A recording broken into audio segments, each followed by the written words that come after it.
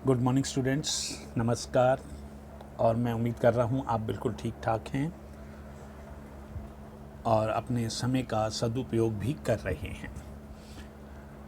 बेटा, हमने जो पहले कॉन्स्टिट्यूशन के बारे में पढ़ा है वो उसके बैलेंस होने के बारे में पढ़ा था।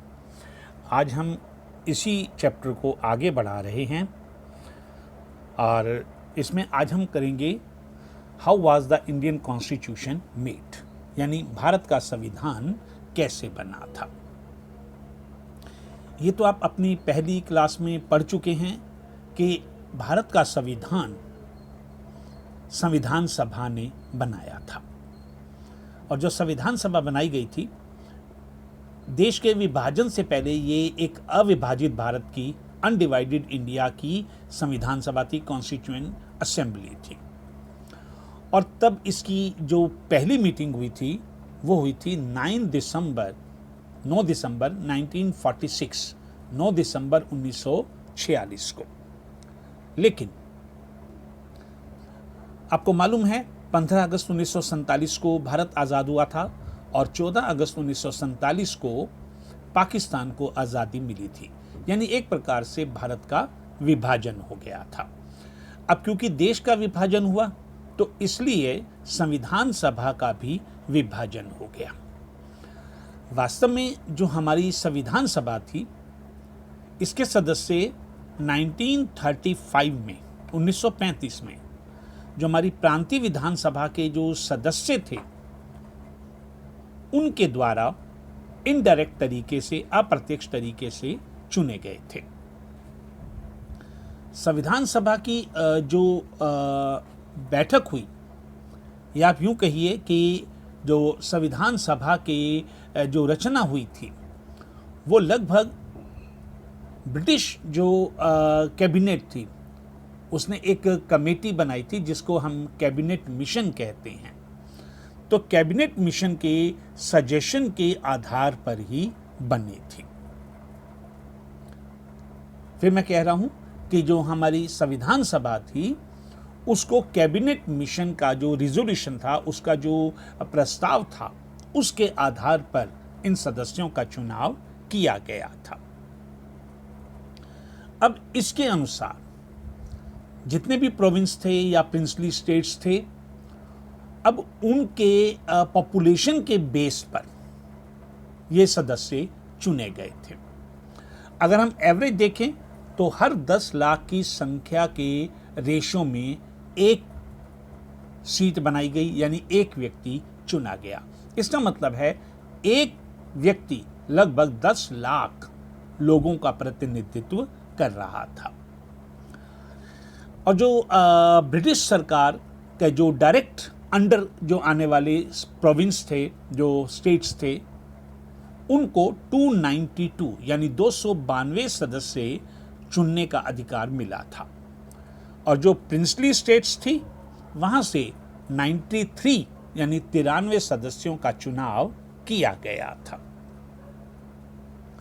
और इन सभी सीटों को रिलीजन के आधार पर भी डिवाइड किया गया था ताकि देश के सभी धर्मों के, सभी जातियों के सदस्यों को प्रतिनिधित्व मिल सके। जैसे मुस्लिम हैं, सिख हैं, तो ये जो सदस्य थे, इन लोग, इस धर्म के जो मानने वाले लोग थे, उनकी जनसंख्या के आधार पर इसे डिवाइड किया गया था।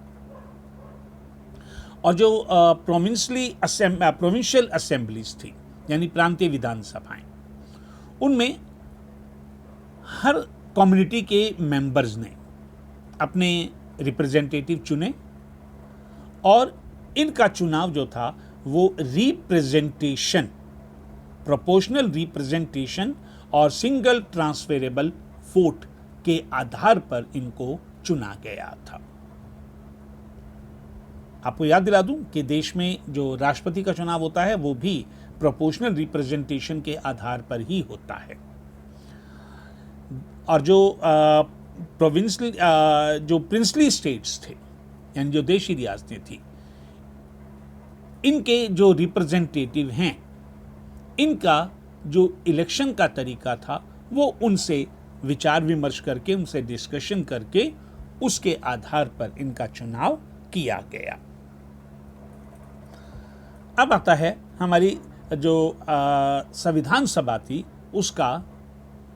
उसकी संरचना कैसी थी, यानी ये किस प्रकार से बनाई गई थी। बच्चे 3 जून 1947, 3 जून 1947 या 3 जून 1947, इस प्लान के अनुसार पार्टीशन के बाद वो सारे के सारे जो रिप्रेजेंटेटिव जो कॉन्स्टिट्यूएंट असेंबली के मेंबर थे, अब वो मेंबर नहीं रहे जो पाकिस्तान के एरिया से चुन के आए थे।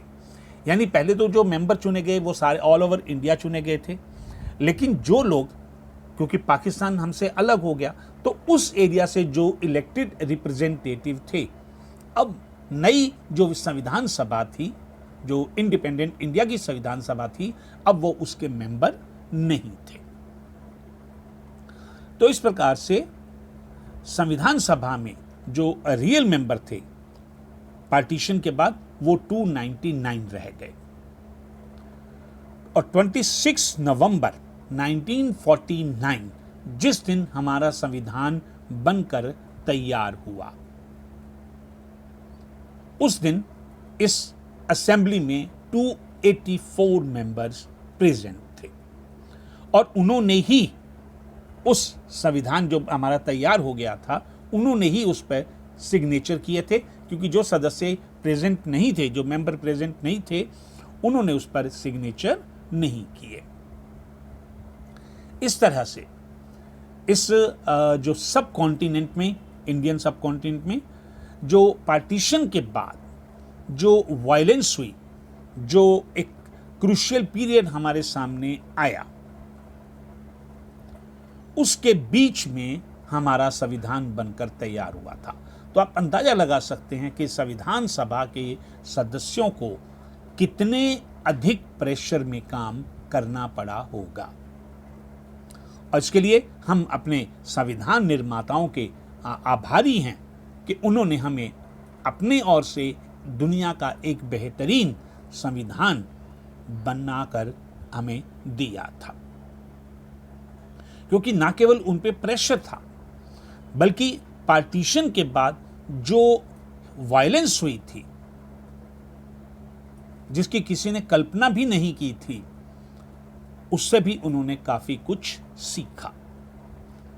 तो जो इंडिया का कॉन्स्टिट्यूशन है, उसने सिटीजनशिप के लिए एक नया कंसेप्ट हमारे सामने प्रेजेंट किया, जिसके अनुसार जो माइनॉरिटीज थे वो ना केवल इस कंट्री के अंदर सेफ रहेंगे, बल्कि उनकी जो धार्मिक पहचान है, जो उनकी रिलीजियस आइडेंटिटी है, उस पर भी इसका कोई प्रभाव नहीं पड़ेगा। ऐसा उन्होंने संविधान के अंदर प्रोविजन कर दिया। लेकिन जो कॉन्स्टिट्यूएंट असेंबली का जो ऑर्गेनाइजेशन था, वो केवल ऊपरी तौर पर हमें बताता है कि संविधान वास्तव में कैसे बना था। हालांकि जो हमारी संविधान सभा के जो मेंबर्स थे, उन्होंने यूनिवर्सल सफरेज यानी यूनिवर्सल एडल्ट फ्रेंचाइज, इसके आधार पर, जिसको हम हिंदी में कहते हैं सार्वभौमिक वयस्क मताधिकार, वो इसके बेस पर नहीं चुने गए थे, पर हमारी संविधान सभा को, कॉन्स्टिट्यूएंट असेंबली को ज्यादा से ज्यादा पीपल रिप्रेजेंटेटिव बनाने की कोशिश की गई थी। यानी इसमें सभी धर्मों के, सभी समुदायों के, सभी वर्गों के लोगों को इसमें रिप्रेजेंटेशन दिया गया।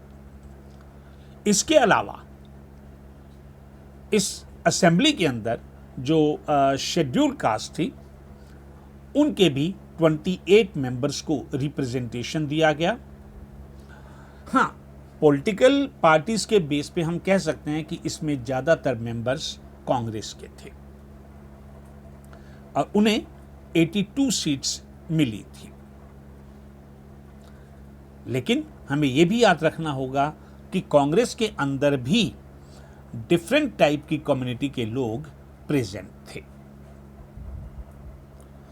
तो हमें ये मानना पड़ेगा कि सभी धर्मों के, सभी जातियों के, सभी वर्गों के लोग इस संविधान सभा के अंदर शामिल थे।